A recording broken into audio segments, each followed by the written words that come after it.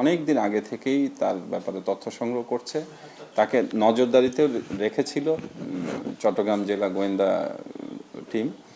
এরই একটা পর্যায়ে চট্টগ্রাম জেলা পুলিশের গোয়েন্দা দল খবর পায় যে সে ঢাকায় অবস্থান করছে, তাকে ঘিরে ফেলা হয়।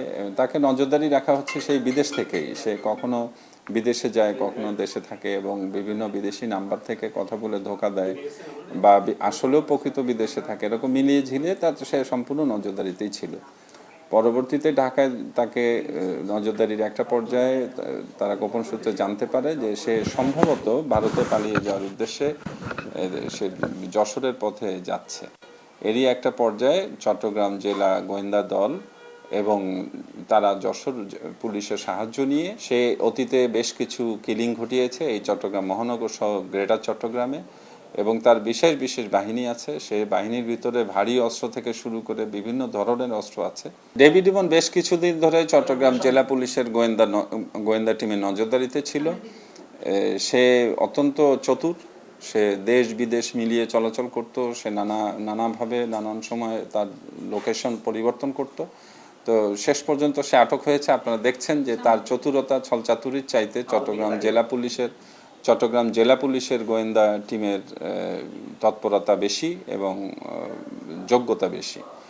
আর আপনারা যেটা বলছেন যে এই আইটি কোম্পানিতে যে আক্রমণের বিষয়টা, আক্রমণের পরপর আপনারা দেখেছেন যে আক্রমণকারী যে কিশোর গ্যাংয়ের বেশ কিছু সদস্য ছিল বা বিভিন্ন ছোটোখাটো সন্ত্রাসী ছিল, তাদেরকে তো আটক করা হয়েছে, কিন্তু ওই আক্রমণের টুলস হিসেবে তারা ইউজ হয়েছে। আসলে তো তারা নেতৃত্ব না, মূল সন্ত্রাসী নেটওয়ার্কটাই তো হলো সাজ্জাদ, ইমন, রায়হান এদের।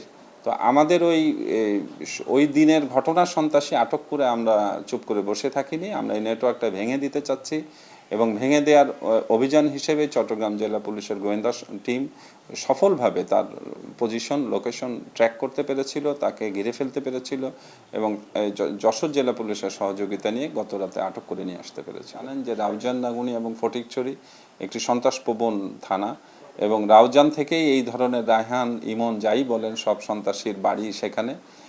আপনারা জানেন যে রাউজান, রাঙ্গুনিয়া, ফটিকছড়ির ঠিক পেছনে পাহাড়ি অঞ্চল, পাহাড়ে বেশ কিছু সশস্ত্র সংগঠন বিরাজমান, তাদের সাহায্য, আশ্রয়, প্রশ্রয় সব কিছুই এই ইমন বাহিনী, ডেভিড বাহিনী, রায়হান বাহিনী, সাজ্জাদ বাহিনী পায়।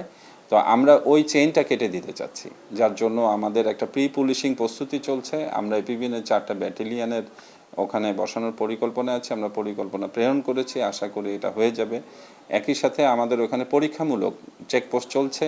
আপনারা জানেন যে গত 1.5-2 মাস রাউজানে কোনো গুলি হয়নি, কোনো খুন হয়নি। এর একটাই কারণ, ওখানে একটা পরীক্ষামূলক চেকপোস্ট চলছে।